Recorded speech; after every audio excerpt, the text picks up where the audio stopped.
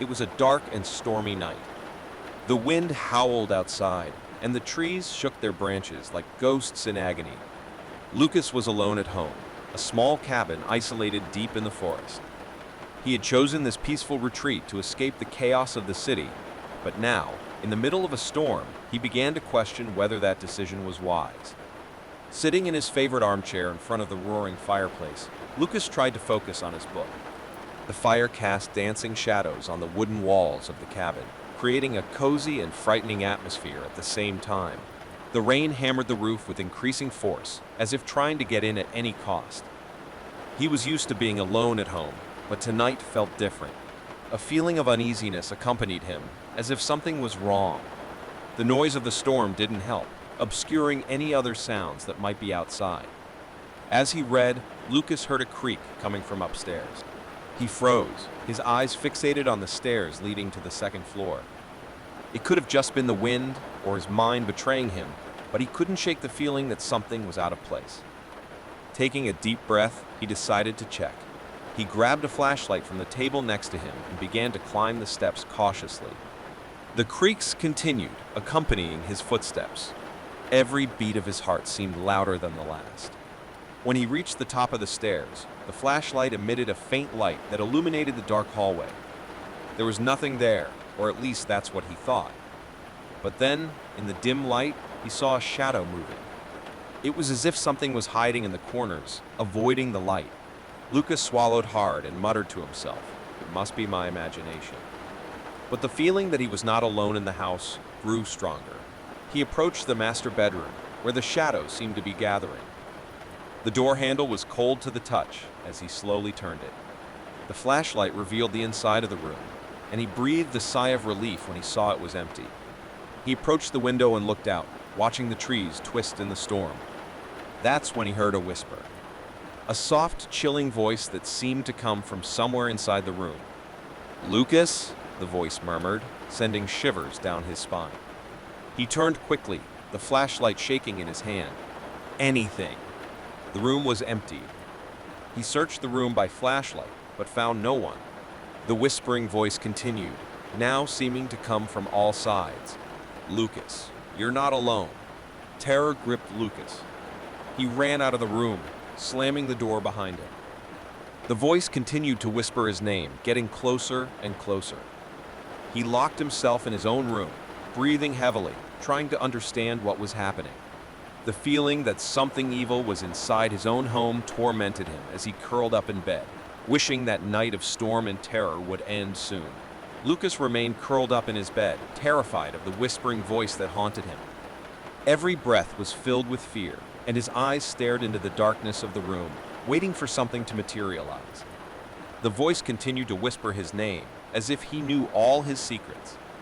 The night seemed to last an eternity, but finally, the first ray of morning light broke through the curtains. Lucas dared to get out of his bed and looked around the room. Everything seemed normal, as if the night before had been just a terrible nightmare. He decided he needed to calm down and attributed the frightening experience to his imagination, the storm, and isolation.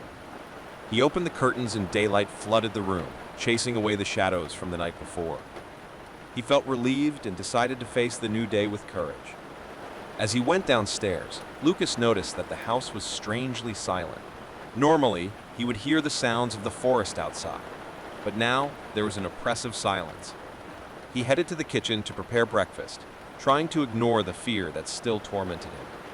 As he prepared coffee, he heard the creak of a door opening and closing again. His heart raced. He followed the sound to the back door, which was ajar. There was no strong wind now, and he was sure he had locked it the night before. Carefully, Lucas pushed the door open and peered outside. The yard was empty, and he saw no sign of intruders. However, the feeling that something was wrong persisted. He locked the door again and returned to the kitchen, trying to regain his composure. As he ate his breakfast, he tried to convince himself that he was overreacting. Maybe the back door was just closed badly, and the storm could have caused the creaking. He decided he needed to keep his mind occupied, to drive away fear. Lucas spent the morning doing some household chores, trying to distract himself from what had happened the night before. However, the feeling that something was wrong persisted, like a shadow hanging over him. He couldn't shake the fear that had haunted him during the night. In the afternoon, he decided to take a walk through the forest, hoping that the fresh air and daylight would help him regain his balance.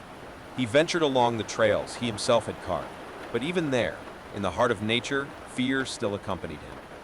As he walked, he realized he was being followed.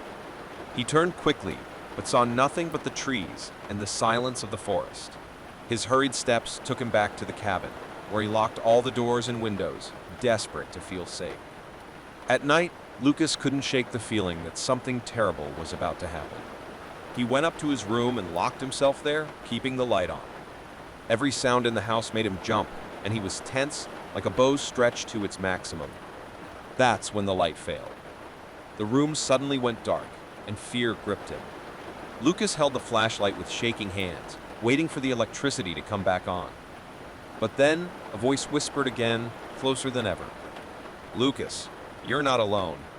He swung the flashlight toward the voice, and his eyes widened in terror as he saw the shadow forming on the walls of the room, a shadow that shouldn't have been there.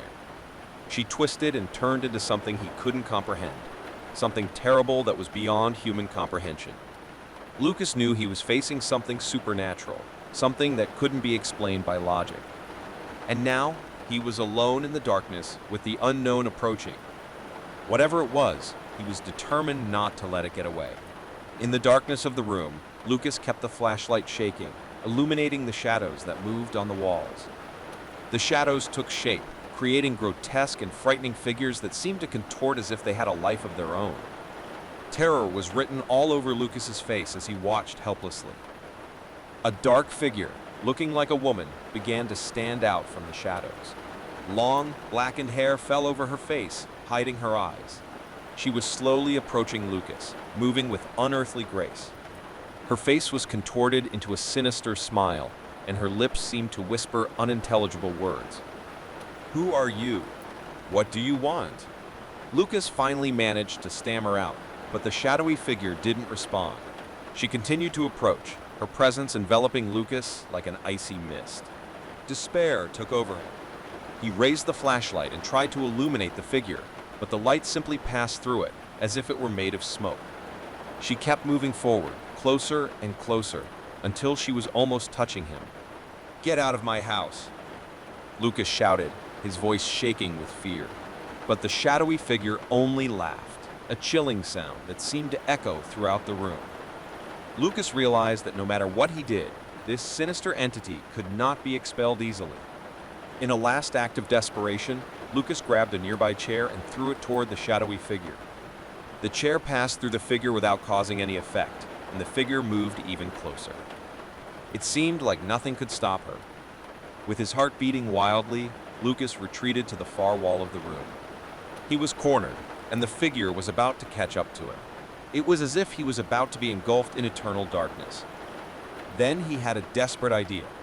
He grabbed a book that was on a nearby shelf and began tearing its pages, throwing the burning pieces towards the figure. The fire seemed to really affect her, causing her to retreat and dissipate temporarily. Lucas wasted no time. He ran towards the living room door and left the house, the whispering voice still echoing in his ears. He found himself outside, in the cold rain and dark of night. But he didn't care. Anything was better than facing that terrifying presence again.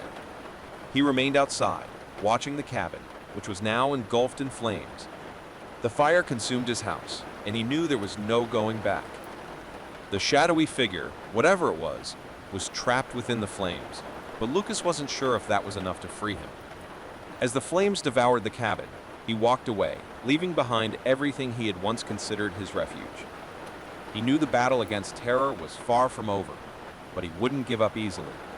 Determined to discover the truth behind the sinister entity that had tormented him, Lucas left behind the rubble of his home and set out in search of answers, still haunted by the dark whispers that echoed. In your mind. Lucas watched helplessly as his cabin was consumed by the flames he himself had set in a desperate act to ward off the shadowy figure. The fire cast an ominous orange glow against the night sky, illuminating the surrounding forest with an ominous light. The rain continued to fall, but it was powerless in the face of the raging flames. He was now homeless, without a home, but that was the least of his problems. The dark entity that had haunted him was still alive in his memory, and he knew he couldn't just run away. The evil that had haunted him had become personal, and he was determined to find out what it was and why he had chosen it as his target. He decided to go to the nearest town to look for answers. As he walked along the wet road, the whispering voice still echoed in his mind, reminding him that he was not safe. He felt like he was in an endless nightmare, not knowing who to trust. Upon arriving in town, he began to investigate the history of his cabin and the surrounding area. He discovered that the land his cabin was built on had a dark history. There were ancient reports of dark rituals performed in the area, and many believed the place was cursed. He came across stories of others who had lived nearby and who had also disappeared or gone mad. The shadowy figure that had haunted him seemed to have a connection to these events. However, the information was vague and full of superstition, which only increased his feeling of helplessness. He decided he needed professional help and sought out an expert in paranormal phenomena. The specialist examined their stories and observed their traumas. He suggested that the cabin could have been built in a place of negative energy, which could explain Lucas's terrifying experiences. However, the expert could not fully explain the shadowy figure. Desperate, Lucas decided to return to the burned cabin to try to understand what had happened. As he walked through the forest towards the location, the feeling that he was being watched haunted him. The tree's gaze seemed to penetrate his soul, as if the forest itself was aware of his presence. Upon reaching the ruined cabin, he began to examine the wreckage. Among the charred ashes, he found an old, partially burned diary. It was the diary of one of the former residents of the region. As he read the surviving pages, he began to better understand the dark history of the site. The diary spoke of macabre rituals carried out by a secret sect that worshipped demonic entities. They used the region's negative energy to summon dark beings, like the figure that had haunted him. Lucas felt a chill when he realized that he had moved to a place that was directly linked to these sinister practices. Determined to put an end to this curse, Lucas looked for information on how to exorcise the entity. He discovered an ancient cleansing ritual that involved purifying the area with holy water and salt. With the necessary supplies in hand, he returned to the hut and began the ritual. As he performed the ritual steps, the atmosphere around him began to change. The feeling of evil presence began to weaken, and the whispering voice gradually disappeared. As the holy water and salt penetrated the walls and floor of the hut, the darkness that had haunted it began to dissipate. Finally, after hours of intense spiritual struggle, Lucas felt that the curse had been broken. The cabin was finally free of the dark entity that had haunted him.